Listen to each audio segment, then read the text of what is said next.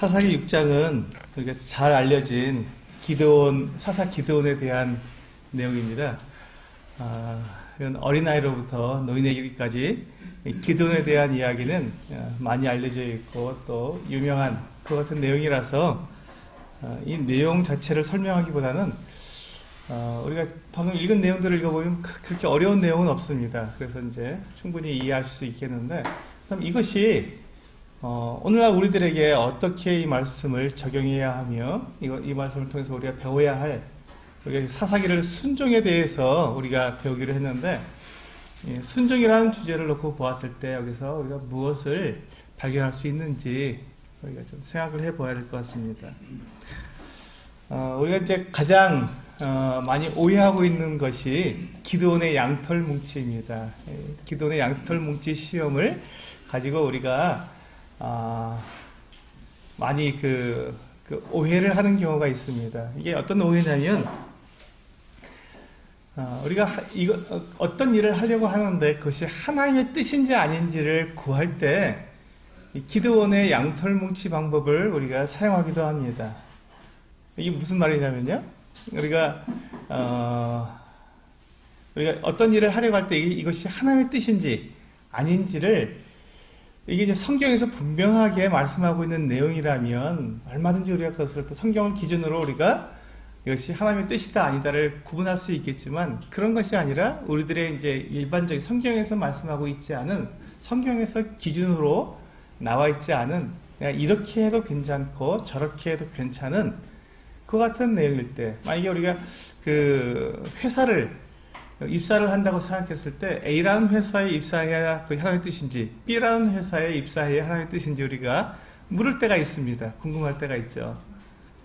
그럴 때 이제 우리가 A가 하나님의 뜻입니까? B 회사가 하나님의 뜻입니까? 라고 우리가 물으면서 그것을 성경에서 아무리 찾아도 그것이 A 회사로 가라 하시든지 B 회사로 가라 하시든지 말씀이 없으니까 우리가 무엇이 하나님의 뜻인지 우리가 궁금합니다. 그럴 때 어떻게 하냐면 이 기드온의 양털 뭉치와 같은 방법을 쓰는 것이죠. 하나님, 제가 이러이러한 조건을 딱 걸어놓고 그 조건에 맞는 그 같은 일이 생기면 A라는 회사에 가겠습니다. 아니면 B라는 회사에 가겠습니다. 라고 우리가 하나님의 뜻을 결정하는 방법으로 이 기드온의 양털 뭉치 방법처럼 어떤 조건을 내가 생각했을 때 이 정도 일이라면 이게 결정할 수 있는 그렇던 하나님의 뜻으로 알겠다 하는 이런 우리가 생각을 가지고 그렇게 하나님의 뜻을 결정하는데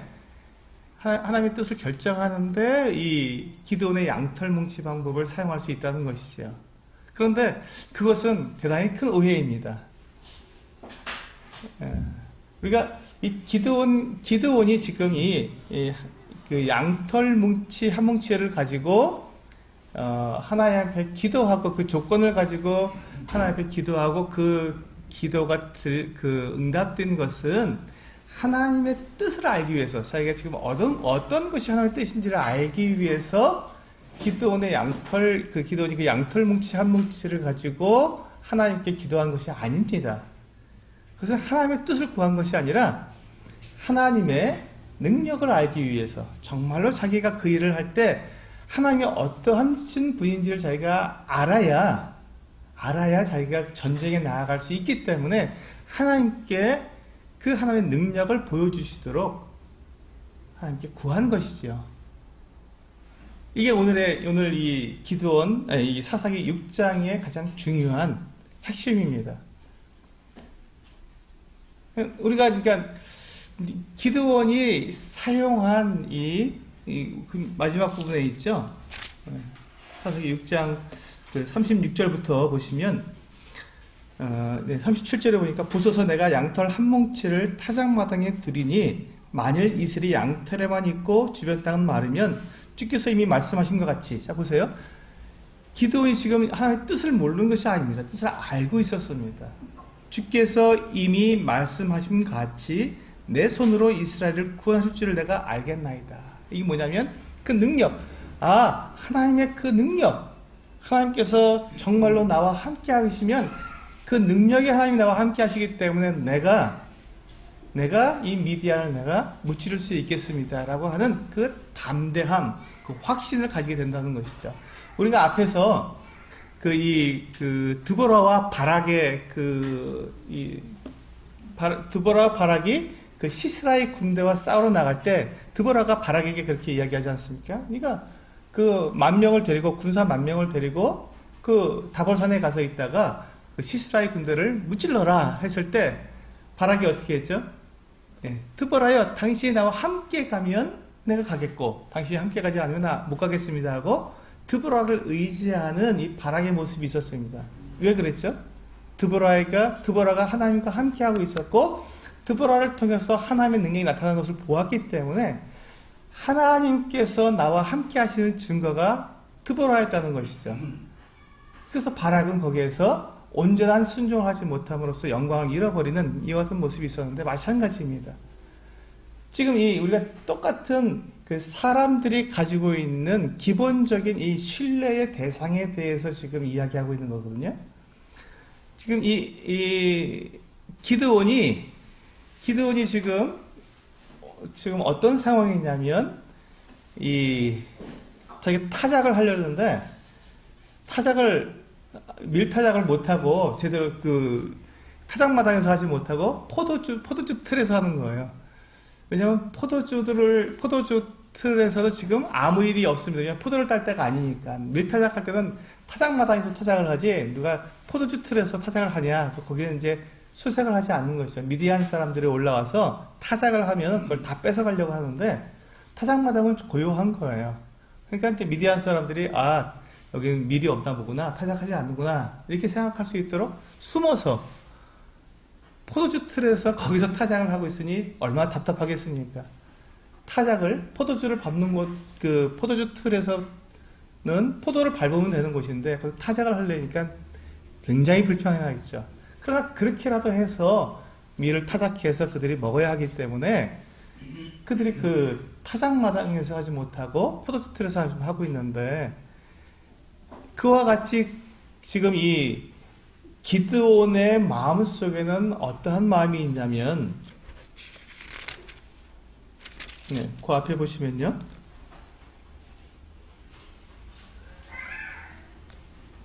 그 13절에 13절 우리 같이 한번 읽어보겠습니다. 시작.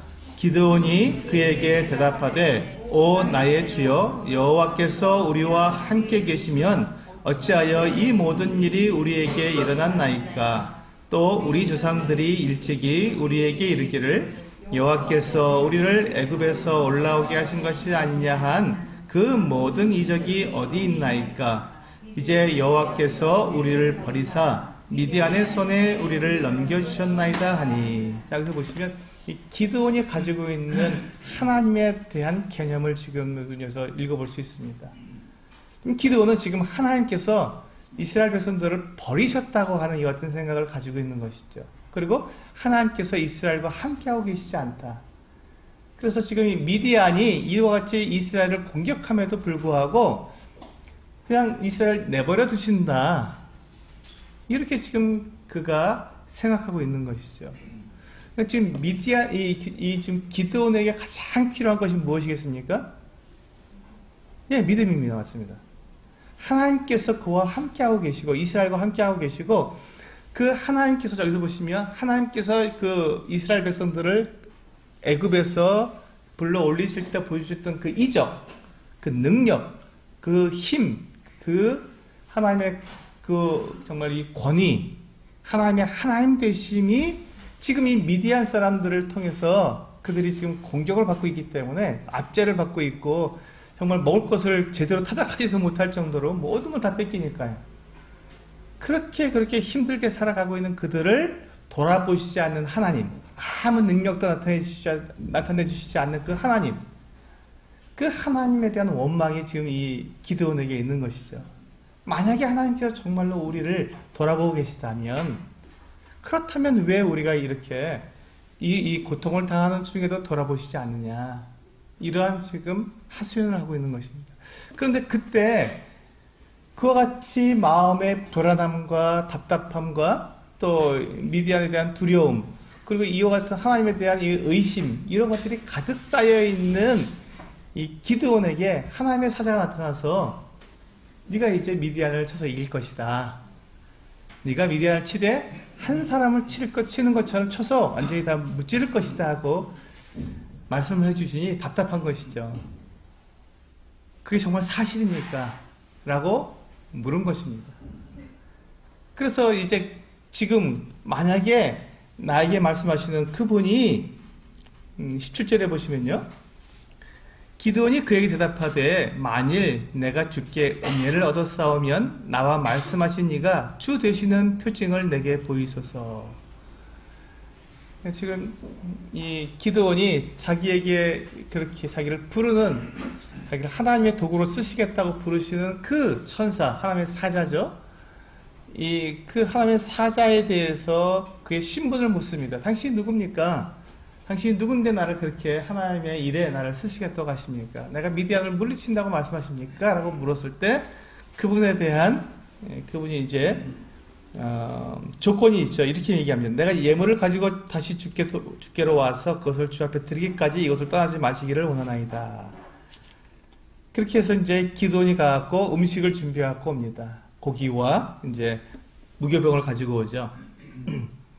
그래서 그 고기와 이 무교병을 가지고 와서 이 하나님의 사자에게 드렸는데, 그때 21절에 보시면 여호와의 사자가 손에 잡은 지팡이 끝을 내밀어 고기와 무교병에 대니 둘이 바위 위에서 나와 고기와 무교병을 살랐고 여호와의 사자는 떠나서 보이지 아니한지라. 이 모습을 보면서 이제 이 기드온이 자기와 말한 분이, 자기에게 지금 자기를 하나님의 도구로 부르신 이 분이 하나님의 사자인 것을 분명히 알게 되었죠. 그래서 지금 이 기드온이 이렇게 지금 자기를 부르시는 하나님의 그 음성, 그것에 대한 확증을 이 고기와 무교병을 살라버리는 이와 같은 일을 통해서 확증하게 되었지만, 그가 미디안과 이제 싸우러 나가게 될 때 그의 그 두려움, 정말 내가 미디안을 이길 수 있을까? 정말 하나님이 나와 함께 계실까? 하는 이와 같은 증거를 그가 얻고 나가고 싶어서 한 것이 이 양털뭉치 시험이었습니다. 하나님의 능력을 보여주십시오. 사람으로서는 지금 우리 그 이스라엘 백성들의 이와 같은 그 사기나 이와 같은 그 미디안의 그 엄청난 그 군대, 군사력, 이런 것에 대해서 우리 전쟁에 나가서 결코 이길 수 없는 것 같은데, 하나님께서는 나에게 그 같은 기회를 주셔서 미디안을 이기게 하신다면 그 증거를 보여달라는 것이죠. 나에게 승리를 주시겠다고 하는 하나님의 증거를 보여주십시오라고 자기의 그 믿음의 그 확신을 가지기 위해서 구한 것이 양털뭉치 시험이지, 하나님의 뜻이 어떤 것인지 알아보기 위해서 시험한 것이 양털뭉치 방법은 아니라는 것입니다. 그러니까 우리가 그 기드온처럼 하나님을 우리가 뜻을 행하게 될 때 그것이 하나님의 뜻인지 아닌지를 구하는 데는 양털뭉치 방법을 사용할 수 없습니다. 하나님께 조건을 걸어서 이것인지 저것인지 알아볼 수는 없습니다. 그러나 하나님께서 나와 함께 하시는 그 능력을 나에게 보여주십시오 할 때는 사용할 수 있습니다. 이해가 되시죠? 기드온의 양털뭉치 방법은, 그 시험은 하나님의 능력을 경험하기 위한 것입니다. 그렇지, 하나님의 뜻을 알아보기 위한 것은 아닙니다. 만약에 이것을 하나님의 뜻을 알아보기 위한 것이라면 우리가 마치 점쟁이와 같은 그 같은 일이 되는 것입니다. 이것이 옳은지 저것이 옳은지 어떤 점쟁이가 점치듯이 그와 같은 방법을 사용하는 거기 때문에 옳지 않습니다. 자, 이제 여기까지 말씀을 드리고, 제가 말씀을 드려야 할 내용을 이 양털뭉치 방법에 대한 많은 분들의 오해가 있어서 이걸 설명하다 보니까 전체를 다 말씀을 드렸는데, 차근차근 다시 한번 말씀을 드리겠습니다. 사사기 6장은, 그래서 제가 이제 제가 정한 제목은 여호와를 아는 것, 하나님을 아는 것이 순종의 힘이다 라고 저는 제목을 정했습니다. 하나님을 아는 것이 순종의 힘이다. 기드온이 지금 하나님께서 그를 부르셔서 그가 미디안과 싸우러 나가야 하는데 그는 그 하나님께서 부르신 그 부르심에 순종할 만한 힘이 없었습니다. 그가 말하기를 우리 아버지의 집은 므낫세에서도 가장 작은 집이고 가장 작은 가문이고 또 자기는 자기 집에서도 아버지의 집에서도 가장 작은 자다라고 말하면서 능력이 없다는 것입니다. 그러니까 이 일을 행하려면 군사를 모집해야 되고 그리고 많은 물질도 필요한데 그 일을 감당할 만한 그와 같은 능력이 없습니다. 누가 우리를 따르겠습니까? 제가 이렇게 나가서 싸우자 할 때 누가 저를 따르겠습니까? 라고 말하는 것을 보면서 그렇기 때문에 그가 하나님께서 정말 자기와 함께 하시는 것을 경험하고 하나님께서 어떠한 능력을 가지신지를 그가 경험하게 되었을 때 그것을 가지고 백성들에게 그와 같은 그 백성들을 다 이끌어 나갈 수 있기 때문에 그것을 구한 것이죠. 우리 그 사사기 6장은요 6단락으로 나눠져 있습니다.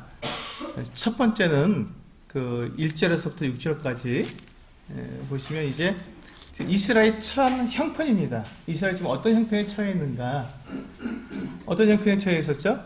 지금 40년 동안 드보라에 의해서 드보라가 사사를 다스릴 때 평안함을 누렸지만 이제 드보라가 죽고 난 다음에 그들이 또다시 어떻게 했습니까? 여호와의 목전에 악을 행하였으므로 7년 동안 미디안에게 붙여서 압제를 당하게 되었습니다. 근데 그 압제 당하는 게 너무너무 힘들었는데 얼마나 힘들었는지 2절에 보시면 미디안의 손이 이스라엘을 이긴지라 이스라엘 자손이 미디안으로 말미암아 산에서 웅덩이와 굴과 산성을 자기들을 위하여 만들었다. 이 마을에서는 살 수가 없는 거예요. 왜냐하면 닥치는 대로 다 뺏어가니까 뭐 좀 이렇게 먹을 것 좀 그 창고에 이렇게 놔두게 수확을 해서 놔두려고 그러면 와서 그냥 다 뺏어가니까 마을에서는 살 수가 없고 그래서 결국 어떻게 합니까? 산에 올라가서 산에다가 굴을 파고 거기다가 묻어놓고 또 산성을 만들어서 이렇게 자기들끼리 이렇게 거기다가 이렇게 선막을 지어놓고 거기에서 생활할 수밖에 없었던 것이죠. 무서우니까 미디안 사람들이 그 정도로 이렇게 미디안의 압제가 굉장히 강했던 것이죠.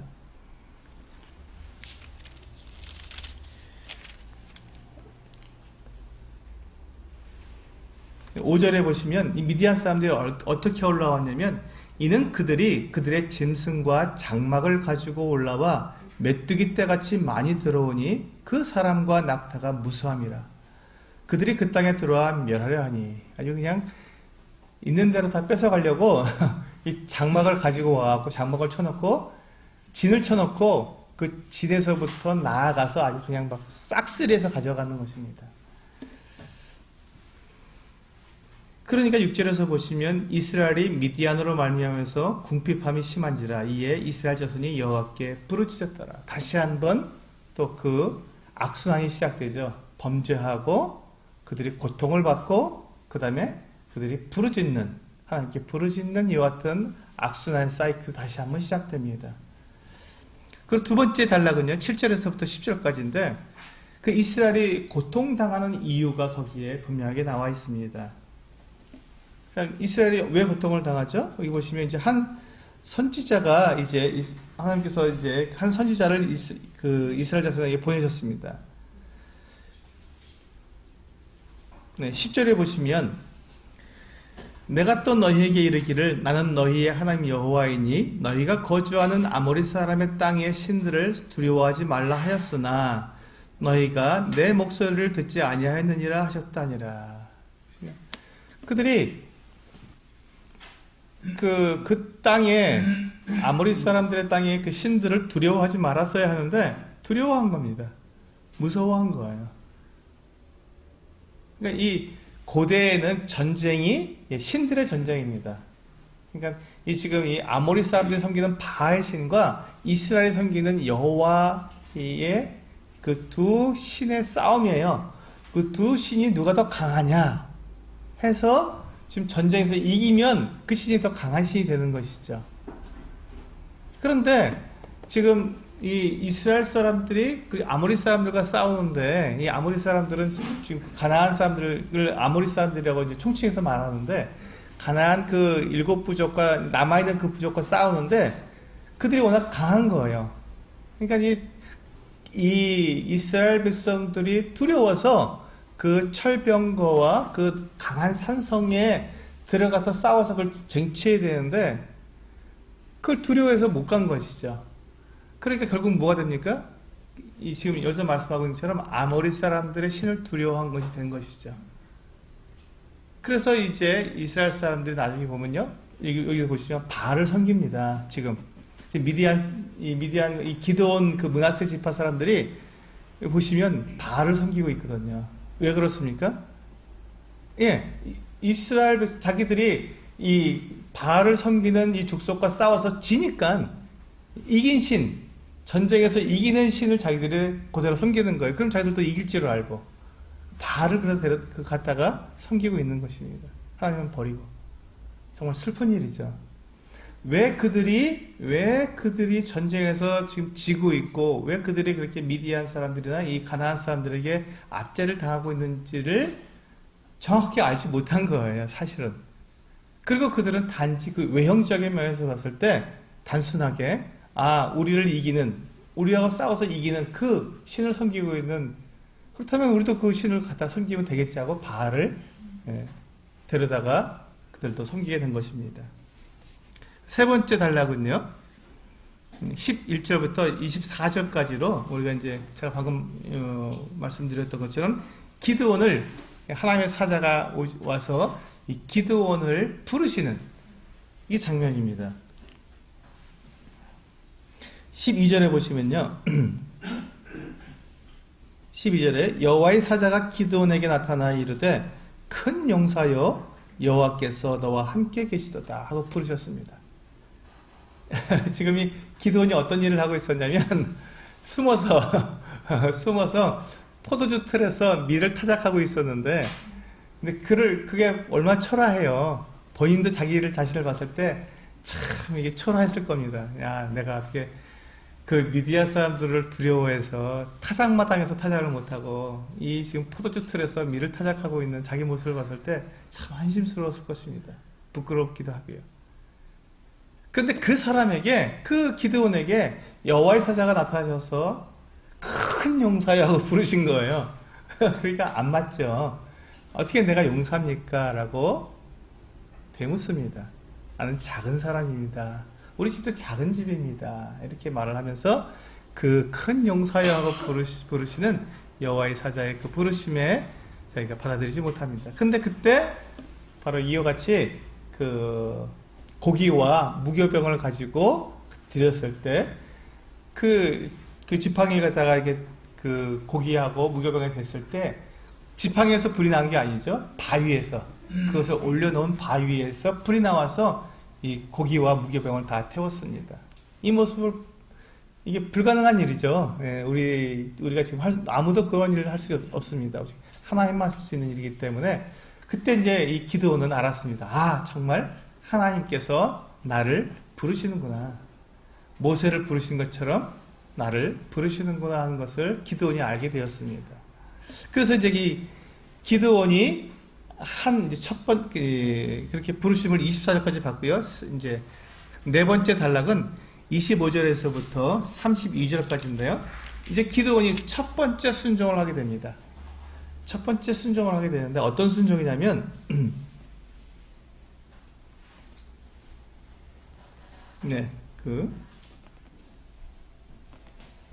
25절에 보시면 그날 밤에 여호와께서 기드온에게 이르시되 내 아버지에게 있는 수소 곧 7년 된 둘째 수소를 끌어오고 내 아버지에게 있는 바알의 제단을 헐며 그 곁에 아세라상을 찍고 또 이 산성 꼭대기에 내 하나님 여호와를 위하여 규례대로 한 제단을 쌓고 그 둘째 수소를 잡아 내가 찍은 아세라 나무로 번제를 드릴지니라. 자, 그러니까 지금 어떻습니까? 이 기드온이 지금 그가 살고 있는 그 집, 아버지의 집에 뭐가 있었다고요? 예, 바알도 있었고요. 또 뭐도 있었다고요? 아세라 목상도 있었다고요. 아세라는 나무로 깎아서 만든 신상입니다. 근데 지금 이 기드온의 집에 그게 있었던 거예요. 그리고 뭐 다른 사람 집에는 나갈 나리가 없겠죠. 근데 그 기드온의 집에 있었던 그 바알과 아세라상을 이 하나님께서 이 기드온의 그것을 다 찍어버리도록, 그리고 하나님 앞에 온전한 번제를 드리도록 그렇게 말씀하셨습니다. 근데 기드온이 그 일을 합니다. 그 일을 합니다. 참 놀라운 일이죠. 아버지 집에 있는 그 마을 사람 전체가 다 그 섬기고 있는 바알과 아세라상을 찍어버리기로 했는데, 차마 낮에는 못하고 언제 합니까? 밤에 그 일을 합니다. 밤에 몇 사람을, 자기 동료 몇 사람을 데리고 가서 함께 그 아세라상을, 목상을 찍어서 이제 그 땔감으로 만들고, 또 이제 산에 올라가서 이제 단을 쌓는데, 여러분, 이 하나님께서 너희가 가서 나에게 제사를 드릴 단을 쌓거든 어떻게 쌓으라 했냐면, 딱 다듬지 않은 돌로 쌓으라 했습니다. 그래서 다듬지 않은 돌로다가 그냥 잘 맞춰서 그렇게 단을 쌓고 거기에 나무를 버려놓고 그 위에 재물을 올려놓고 이제 번제를 드리게 되는데, 그 일을 이제 밤중에 이 기드온이 하게 된 것입니다. 근데 그 다음날 아침에 이제 보니까 난리가 났죠. 이 바알 신상이 없어졌고, 이 뭡니까? 지금 이 아세라 목상이 찍혀서 바알 제단이 파괴되었고, 그 아세라 목상이 찍혀서 번제가 드려졌으니 발칵 뒤집힌 겁니다. 그러면서 뭐라고 말했냐면, 이 마을 사람들이 30절에 보시면, 성읍 사람들이 요아스에게 이르되 내 아들을 끌어내라. 그는 당연히 죽을지니 이는 바알의 제단을 파괴하고 그 곁에 아세라를 찍었음이니라. 이 마을 사람들이 바알 신과 아세라 신을 찍은 것에 대해서 죽어야 할 죄라고 말할 정도로 사람들이 그만큼 하나님을 떠나 있는 것이죠. 무엇을 지금 오히려 바알을 섬기는 사람과 아세라를 섬기는 사람을 죽이라고 이 성경 앞에서 이 출애굽기부터 이 신명기에서 계속 반복해서 그와 같은 자들, 우상을 숭배한 자들을 죽이라고 했는데, 오히려 우상을 파괴한 자를 죽이라고 하니, 지금 지금 이 므낫세 집안의 이 마을 사람들은 정말 너무나도 하나님의 말씀을 알지 못했고, 그들의 분별력이 다 사라져 있었던 것이죠.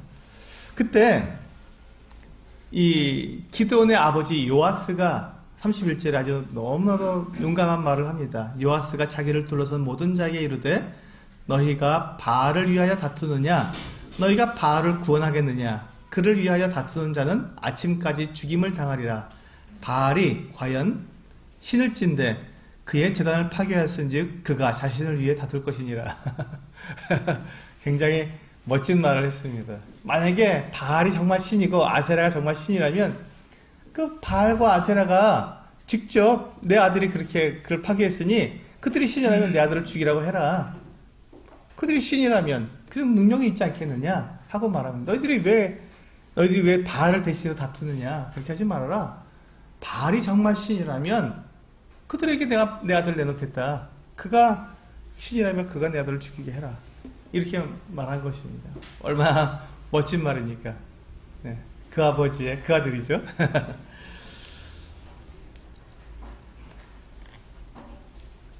이제 이렇게 해서 이제 32절까지 이제 기드온이 첫 번째 순종을 하게 되고요. 이제 다섯 번째 단락으로 33절에서부터 35절까지 이제 미디안과의 전쟁 준비를 하게 됩니다.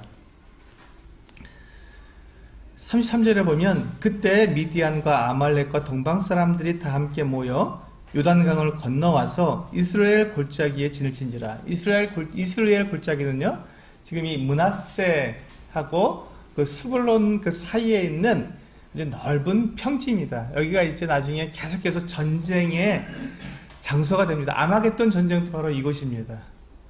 나중에 장차 우리 그 제3세계대전이 일어나게 되는 아마겟돈 전쟁도 바로 여기가 아마겟돈입니다. 이스라엘 이 골짜기는 굉장히 넓은 평지고, 이 그 큰 그 군사들이 와서 전쟁하기 좋은 장소이기 때문에 늘 이곳에서 전쟁이 일어났습니다. 근데 지금 이 미디안 사람들이 이스라엘까지 올라온 거예요. 그 골짜기까지 올라와서 이제 이제 거기다 진을 쳐놓고 이제 이스라엘 그 남쪽 북쪽에 있는 모든 것들을 다 모아가려고 아예 그냥 이스라엘 땅에 북쪽 그 중부지방 이상으로 올라와서 거기서 이제 진을 치고 거기서 이제 전쟁을 벌인 것이죠. 이제 거기서 승리하게 되면 이제 이스라엘 전 지역에서 모든 것들을 다 빼앗아갈 것 같은 심판으로 올라온 것입니다. 그때 이제 34절에 보시면 여호와의 영이 기드온에게 임하시니 기드온이 나팔을 불매 아비에셀이 그의 뒤를 따라 부름을 받으니라. 그리고 이제 온 므낫세에다가 사자들을 보내고 또 아셀과 스불론과 납달리에도 다 사자들을 보내서 군사를 모아서 전쟁을 하자고 이렇게 그가 부르는 것을 보게 됩니다. 한번 보세요. 지금 이 기드온이 어떤 사람이었습니까? 그 미디안 사람들이 무서워서 포도주 틀에서 밀을 타작하던 사람이었고, 그는 자기 스스로 말하기를 뭐라고 말하냐면 우리 집은 므낫세 집에서 가장 작은 집이고 또 그 중에서도 저는 우리 아버지 집에서 가장 작은 자다라고 말하던 그와 같은 자였는데, 그가 지금 므낫세 온 지파에다가 사자들을 보내서 군사를 일으켜라. 그리고 아셀과 스불론과 납달리에다가도 사자들을 보내서 이렇게 원병을 보내도록 요청하는 정말 이 용사의 모습을 보여주고 있습니다. 하나님께서 이 기드온을 너무 잘 아셨던 것이죠. 그에게 정말 그와 같은 일들을 맡기시면 그가 그와 같은 일들을 감당할 줄 분명히 알았기 때문에 하나님께서는 그 기드온을 그렇게 부르신 것입니다. 근데 기드온이 그와 같은 하나님의 부르심을 입었을 때 드디어 그가 하나님의 같은 일들을 맡아서 그 일을 능숙하게 해냈습니다. 이제 구원병을 요청해서 군사를 일으키긴 했는데 이제 마지막 6번째 단락이죠. 36절에서 40절까지 기드온은 하나님의 그 능력을 구했습니다. 기드온이 구한 하나님의 능력이라는 이 같은 내용인데요. 하나님께서 어떠하신 분인지 내가 알고 싶습니다. 정말 나와 함께 계신 것입니까? 제가 이 미디안과 나와서 전쟁에 싸워도 정말 제가 이길 수 있겠습니까? 제 힘으로는 불가능합니다. 하나님. 그리고 저와 함께 군사를 일으킨 이 다른 지파에서 구원병이 온다 할지라도 미디안을 이길 수는 없습니다. 워낙 많기 때문에, 숫자가 워낙 많기 때문에 메뚜기처럼 올라오는 이와 같은 숫자에 우리는 싸워서 이길 수가 없습니다. 그런데 그것을 이긴다고 하나님께서 말씀해 주셨는데, 그렇다면 하나님의 그 능력이 어떠한 능력입니까? 우리를 승리하게 하시는 그 하나님의 능력을 우리에게 보여주십시오 하고 이 기드온이 하나님께 그 능력을 구한 것입니다. 그때 이 기드온이 양털 한 뭉치를 가지고 이제 하나님 앞에 기도합니다. 하나님, 제가 하나님의 그 능력을 알고 싶은데 보소서. 37절입니다. 내가 양털 한 뭉치를 타작마당에 두리니 만일 이슬이 양털에만 있고 주변 땅은 마르면 주께서 말씀하신 같이 내 손으로 이스라엘을 구원하실 줄을 내가 알겠나이다. 능력을 주시는 것을 제가 믿겠습니다. 하나님께서 함께 하시고 제가 당당히 나가서 제가 두려움 없이 나가 싸우겠습니다 라고 말을 합니다. 근데 그 다음날 어떻게 됐습니까? 정말로 주위 타작마당은 다 마르고 이슬이 내렸는데요, 양털에만 이슬이 내려져 있는 거예요. 양털을 짜니까 물이 쭉 나온 거예요. 정말 놀랍지 않습니까? 어떻게 그런 일이 있을까? 근데 기드온이 한 번으로 족하지 않았습니다. 한 번 더 하나님께 구했습니다. 이건 반대로, 어제는 그렇게 타작마당은 마르고 양털에만 이슬이 내렸는데 이번엔 반대로 타작마당에는 이슬이 내리고 양털에는 이슬이 내리지 않게 해주십시오 하고 기도했습니다. 그 다음날 어떻게 됐죠? 기드온이 하나님께 구한 대로 양털 뭉치에서는 이슬이 하나도 내리지 않았어요. 말라 있었습니다. 근데 주변 타작마당 온 주변은 이슬로 젖어 있었던 것이죠. 여기서 우리가 무엇을 할 수 있습니까? 하나님의 능력입니다. 만유를 다스리시는 하나님의 능력. 이게 아무것도 아닌 것 같습니까? 아니죠. 어마어마한 일이죠. 어떻게 이슬을 내리시는데 그 이슬이 딱 그 양털에만 내리지 않고, 아니면 딱 양털에만 내리고, 그건 아무도 할 수 없습니다. 뭐 누가 이렇게 그걸 씌워놓으면 몰라도 그럴 일은 없지 않습니까? 이게 불가능한 일입니다.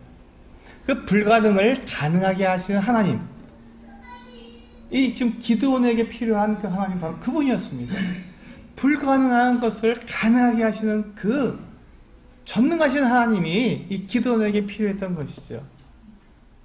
그래야 지금 이 메뚜기처럼 가득하게 올라오는 이 미디안 그 군사들을 보고 두려워 떨지 않고 그 담대하게 나가서 그들과 싸워서 이길 수 있으니까요. 기드온이 아무리 생각해도 자기 힘으로는 이길 수 없는데, 불가능한데 그 불가능을 가능하게 하시는 하나님이시라면 그럼 자기가 그 하나님을 믿고 나가겠다는 것입니다. 우리는 하나님을 알아야 하나님께 순종할 수 있습니다. 하나님이 어떠하신 분인지를 알아야 우리가 하나님께 순종할 수 있습니다. 제가 한 15년 전에 카나다에 며칠 다녀온 적이 있는데요. 제가 지금까지 여러 나라에 다니면서 이제 그런 풍경을 보았는데, 그때 이제 카나다에 가서 보았던 로키 산에 올라가서 보았던 그 풍경은 지금도 잊혀지지가 않습니다. 너무 장엄하고, 여기는 내가 꼭 다시 한번 와서 다시 한번 여기 올라오고 싶은 곳이다. 그 어느 나라보다도 여기는 다시 한번 오고 싶다 할 정도로 이렇게 아주 정말 장엄한 그와 같은 그 풍경이었습니다. 제가 그때 뭘 느꼈냐면요, 그냥 그 산의 아주 정말 이 장엄하게 보이는 그 크고 높고 웅장한 그 모습을 볼 때 그 앞에서 내가 얼마나 작은 존재인가 하는 것을 느꼈습니다. 그리고 그 모든 것들을 만드신 그 하나님이 얼마나 크신 분인가 하는 것들을 느꼈거든요. 그러니까 아무 말이 없고 아무 들리는 소리가 없어도 그 제 안에서 뭐가 나오냐면 경건함, 내가 하나님 앞에 서 있구나 하는 이 경건함이 그냥 저절로 만들어져 나오는 거예요. 하나님, 정말 하나님은 크신 분이십니다. 정말 하나님은 위대한 분입니다. 누가 옆에서 보면 말해준 것도 아니고 찬송을 부르는 것도 아닌데 그 어마어마한 그 산을 보면서 그 앞에서 나도 모르게 경건해지는, 하나님을 느끼게 되는 이와 같은 모습을 보게 되었습니다. 그렇습니다. 제가 왜 이 말씀을 드리냐면요, 우리가 하나님께서 어떠하신 분인지 정말 이 만물을 지으신 그 하나님을 우리가 딱 경험하게 됐을 때, 그것을 느꼈을 때 그 앞에 우리가 저절로 무릎 꿇게 되고 하나님 앞에 이렇게 내가 엎드리게 된 것처럼, 그런 마음이 드는 것처럼, 그때 만약에 하나님께서 나에게 어떤 것을 말씀하셨다면 제가 그 일을 못한다고 말하지 않을 것입니다. 알겠습니다. 순종하겠습니다 라고 말하게 될 것입니다. 하나님께서 얼마나 위대하시고 그 힘이 정말 전능하신 분이라는 걸 내가 경험하게 되는 순간, 하나님께서 하시는 그 모든 말씀에 우리가 아니요 라고 대답할 수 없고, 예, 순종하겠습니다 라고 밖에 할 수가 없다는 것이죠. 그 하나님을 경험하게 되었을 때, 지금 이 기드온이 경험한 이 하나님, 양털 뭉치에만 이슬이 내리고 주변은 마른, 또 반대로 주변에는 이슬이 내리고 양털 뭉치만 마르는 이 두 번의 이 시험을 통해서 기드온은 정말 그 소름이 끼쳤을 것입니다. 하나님의 그 능력, 하나님의 그 전능하심, 이것을 깨닫게 되면서 그가 하나님을 온전히 그 앞에 그가 무릎 꿇게 되는 그와 같은 것을 경험했을 것입니다. 우리가 하나님께 순종하고자 합니다. 우리는 하나님을 섬기는 사람들이고 하나님의 말씀에 우리는 순종해야 하는데, 우리가 왜 하나님의 말씀을 알면서도, 하나님께서 우리에게 하신 말씀을 우리가 알면서도 그것을 순종하지 못하느냐면, 그것을 말씀하신, 그 말씀을 나에게 주신 그 하나님이 어떠하신 분인지를 우리가 정확하게 알지 못하기 때문에, 그분이 얼마나 위대하시고 얼마나 전능하신 정말 하나님이시라는 그 사실을 우리가 잊고 있기 때문에 그 하나님의 말씀을 받지 못하고 그냥 우리가 지나가 버릴 수도 있다는 것입니다. 무시할 수도 있고, 그래서 우리는 업신여긴다고 말하죠. 하나님을 업신여기고 그냥 사람의 말처럼 받아서 지키지 않을 수도 있다고 하는 이와 같은 오해를 내 안에서 가지게 된다는 것이죠. 그런데 그 하나님께서 얼마나 정말 놀라우신 분이시며 우리를 심판하시고 우리를 창조하신 그 창조주 하나님이라서 우리가 경험하게 되는 순간, 불가능을 가능하게 하시는 그 하나님을 경험하게 되는 그 순간, 우리는 하나님 앞에서 네 라고 대답할 수밖에 없는, 순종할 수밖에 없는 그와 같은 존재가 될 수밖에 없다는 것이죠. 그래서 하나님을 온전히 아는 것, 하나님을 온전히 아는 것이 바로 순종의 힘이라는 것입니다. 하나님을 정말로 알게 된다면 하나님의 말씀을 우리는 함부로 여길 수 없고 그 하나님의 말씀에 우리가 순종하지 않을 수 없다는 것입니다.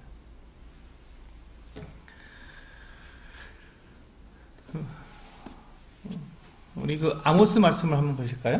아모스 8장에 보면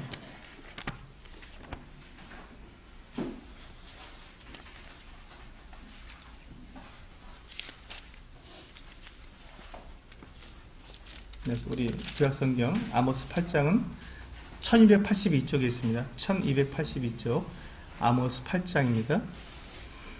네, 우리 잘 알고 계시는 말씀인데요. 아모스 8장 11절입니다.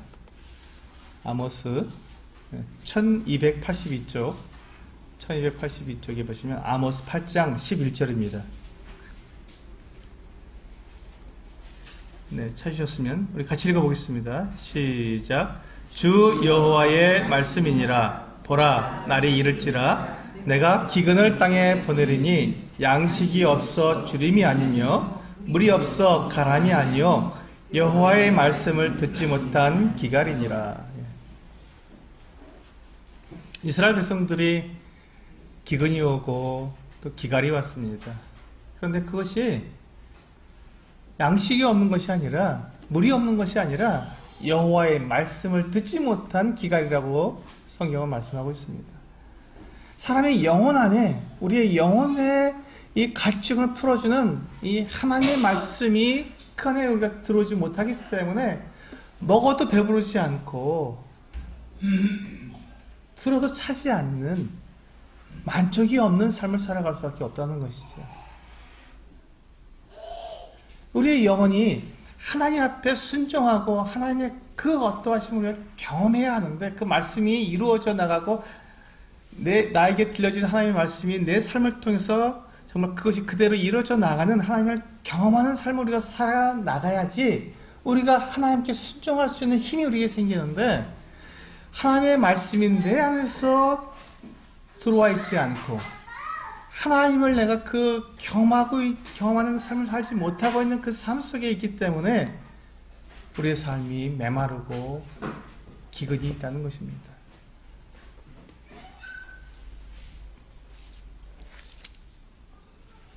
이스라엘 백성들이 이 광야에서 시편 106편을 한번 읽어서 보시겠습니다. 시편 106편입니다.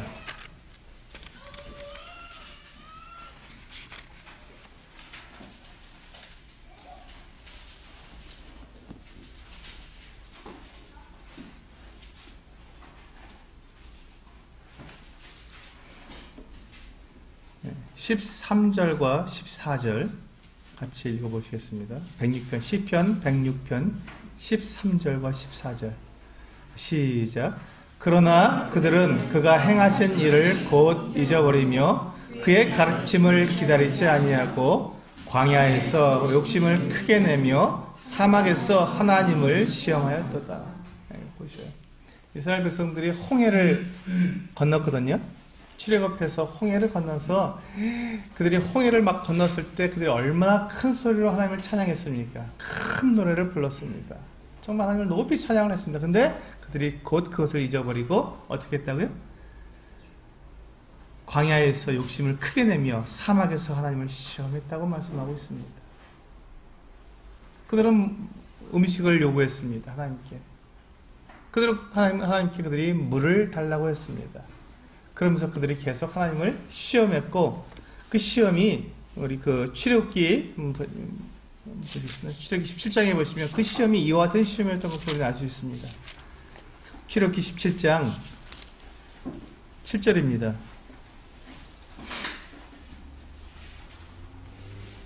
출애굽기 17장 7절에 이와 같이 말씀하고 있습니다.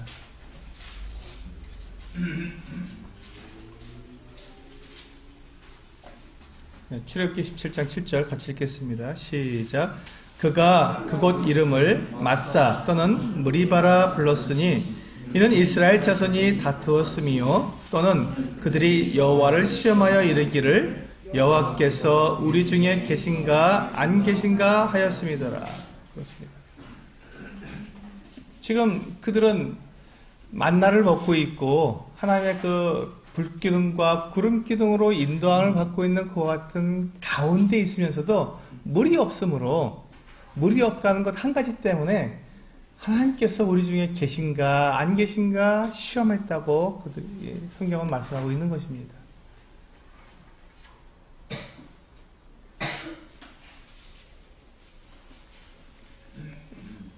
지금 이스라엘 백성들이 지금 문제가 무엇입니까? 하나님을 경험하지 못하는 것입니다.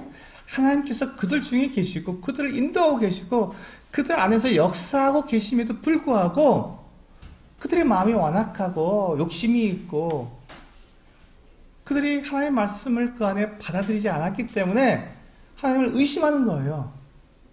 하나님을 경험하지 못하는 거예요. 계신지 안 계신지를 그걸 몰라서 하나님을 시험하고 있다는 것입니다. 근데 그들이 지금 어떤 일을 하고 있다고? 매일 아침 만나를 먹고 있는 거예요. 만나를 먹고 있으면서 매일 아침. 그리고 그들이 그들 앞에 이 하나님께서 불기둥과 구름기둥으로 그들을 인도하고 계셨어요. 그걸 매일같이 보고 있습니다. 그걸 경험하고 있으면서도 그것이 하나님께서 그들과 함께 하심이라는 것을 그들은 알지 못했던 거예요. 이게 얼마나 아이러니합니까? 얼마나 참 너무 의아스럽지 않습니까? 그런데 지금 이스라엘 백성들이 하고 있는 이 모습이 우리들의 모습이 아닌가 생각이 드는 것입니다. 우리들의 모습. 하나님께서 우리 중에 계십니까? 예, 계십니다. 특히 우리가 예수 그리스도를 믿게 될 때 우리 안에 성령께서 우리에게 임하십니다. 우리 안에 성령께서 임하시는 거예요. 그 성령께서 우리를 인도해 가십니다. 우리는 그와 같은 삶을 매일매일 매순간 단 1초도 성령께서 우리에게서 떠나가 계신 적이 없는데도 불구하고 우리는 하나님을 의심하고 있지 않습니까? 정말 하나님께서 나와 함께 계십니까? 라고 우리가 묻지 않습니까? 기드온이 그 여호와의 사자에게 물은 것처럼 그렇게 묻고 있는 우리의 모습은 아닙니까? 여기에서 우리는 한 가지 우리가 분명하게 우리 자신을 살펴봐야 할 것이 있습니다. 내가 정말 하나님을 경험하는 삶을 살고 있는가? 하나님께서 나와 함께하고 계신 것을 정말 나는 매일 매순간 내가 경험하고 그것을 고백하고 있는가 하는 것입니다. 그것이 우리에게 있다면 우리는 하나님께서 나에게 하시는 말씀에 우리는 순종할 수 있다는 것입니다. 그러나 만약에 내가 하나님이 나와 함께하고 계시다는 것을 내가 지금 이스라엘 이 백성들처럼 그것을 경험하지 못하고 정말 나와 함께 계신가 하고 내가 의심이 든다면 그렇다면 우리는 순종하기가 어려울 것입니다. 여호와를 알자. 힘써 여호와를 알자. 왜요? 여호와를 아는 것이 순종할 수 있는 힘이기 때문에 그렇습니다. 우리가 기드온이 그가 양털 뭉치를 가지고 하나님을 시험했습니다. 어쩌면 그것이 다른 학자들이 얘기한 것처럼 기드온이 잘못한 걸 수도 있습니다. 하나님을 믿으면 됐지 말씀을 그렇게 시험까지 하느냐 하고 잘못한 걸 수도 있습니다. 그러나 제가 봤을 때 기드온의 그 상태에서는 그가 하나님의 능력을 그가 알지 못하고는 나아갈 수 없었기 때문에 순종할 수 없었기 때문에 그는 하나님께 그것을 요구한 것이고 하나님은 그에게 그가 요구한 대로 다 들어주셨던 것을 볼 수 있습니다. 그렇습니다. 하나님은 우리가 하나님을 경험하기 원하면 우리들에게 그 모든 것들을 우리들이 다 보여주실 것입니다. 하나님께서는 우리와 함께하고 계시다는 증거를 우리들에게 넉넉히 보여주실 것입니다. 여러분 무엇을 두려워하십니까? 나에게 두려움이 있습니까? 하나님을 경험해 보십시오. 하나님을 경험해 보십시오. 그리고 하나님께서 우리에게 나와 함께하고 계시는 그 증거를 우리가 보게 되었을 때 우리는 넉넉히 하나님 앞에 순종하며 나아갈 수 있다고 저는 말씀을 드리겠습니다. 오늘 이 기드온의 양털 뭉치를 통해서 하나님이 우리와 함께하고 계시다. 그 능력을 우리가 경험할 수 있다고 말씀을 드렸습니다. 기도하시고 또 기도하도록 하겠습니다.